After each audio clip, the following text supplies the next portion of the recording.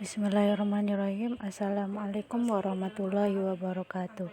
Di sini kami dari kelompok 4 dengan judul makalah Hakikat dan Pengertian Psikologi Hukum dengan nama kelompok Muhammad Syaiful Anam dan Erini Amatul Firdaus. Pembahasan yang pertama, pengertian psikologi. Psikologi apabila ditinjau dari segi ilmu bahasa berasal dari kata psiko dan logos. Psiko sering diartikan jiwa dan logos yang berarti ilmu atau ilmu pengetahuan. Dengan demikian, psikologi sering diartikan dengan ilmu pengetahuan tentang jiwa atau ilmu pengetahuan tentang perilaku manusia atau human behavior. Maka dalam kaitannya dengan studi hukum, ia akan melihat hukum sebagai salah satu dari pencerminan perilaku manusia. Pembahasan yang kedua yaitu pengertian hukum. Hukum adalah peraturan-peraturan bersifat memaksa yang dibuat oleh badan-badan resmi yang berwajib, yang menentukan tingkah laku manusia dalam lingkungan masyarakat. Pelanggaran terhadap peraturan-peraturan tadi berakibat diambilnya tindakan hukum. Pembahasan yang ketiga yaitu pengertian psikologi hukum. Psikologi hukum adalah suatu cabang pengetahuan yang mempelajari hukum sebagai suatu perwujudan dari jiwa manusia.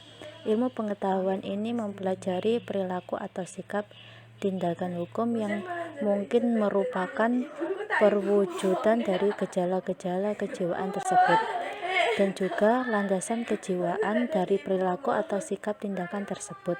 Psikologi hukum dapat diartikan sebagai studi psikologi yang mempelajari ketidakmampuan individu untuk melakukan penyesuaian terhadap norma hukum yang berlaku atau tidak berhasilnya mengatasi tekanan-tekanan yang dideritanya.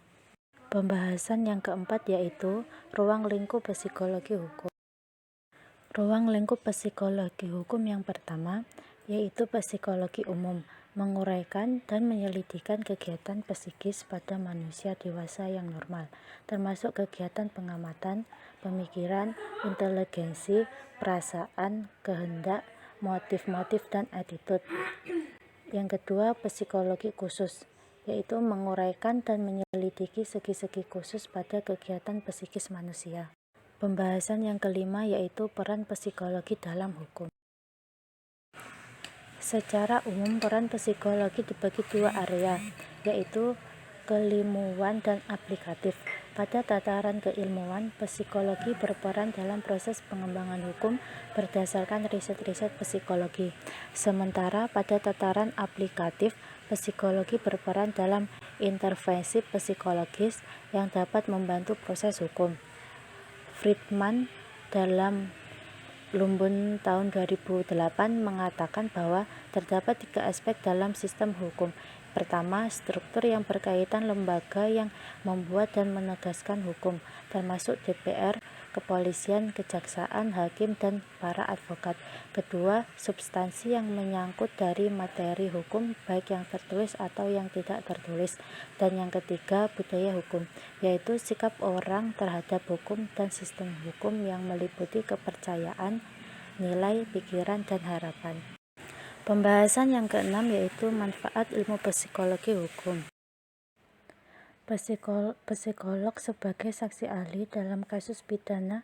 Saksi ahli adalah seseorang yang hadir dalam pengadilan, tetapi informasi yang dimiliki oleh seorang saksi ahli berbeda dari saksi mata, di mana saksi ahli tidak memberikan informasi berdasarkan penglihatan perkara, melainkan informasi yang berhubungan dengan wilayah sekitar masalah tersebut.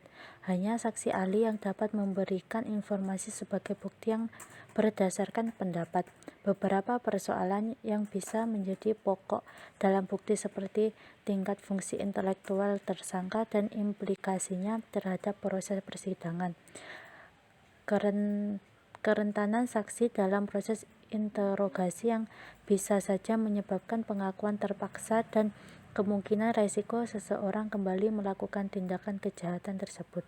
Persoalan-persoalan yang dikemukakan oleh saksi ahli tidak bisa secara langsung menentukan tersangka salah atau tidak, tetapi masih memiliki implikasi di mana prosedur normal pengadilan mungkin perlu dimodifikasi untuk mengakomodasi kemampuan kognitif tersangka.